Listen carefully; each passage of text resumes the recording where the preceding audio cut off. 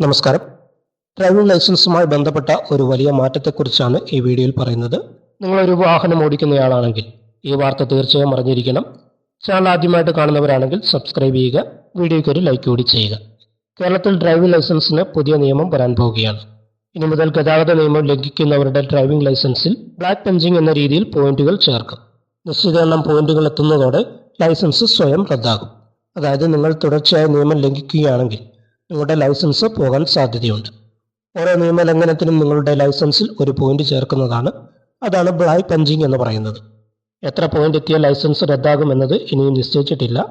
വാഹനങ്ങളിൽ barcode പതിക്കൽ, Jio fencing വഴി വേഗത നിരീക്ഷിക്കൽ തുടങ്ങിയ മാറ്റങ്ങളും വരുന്നുണ്ട്. നിയമസഭാ പുസ്തകോത്സവത്തിൽ യുവതലമുറയും ഗതാഗത നിയമങ്ങളും എന്ന വിഷയത്തിൽ പ്രഭാഷണം നടത്തുമ്പോഴാണ് മന്ത്രി ഗണേഷ് കുമാർ ഇക്കാര്യങ്ങൾ പരിഗണനയിലാണെന്ന് പറഞ്ഞത്.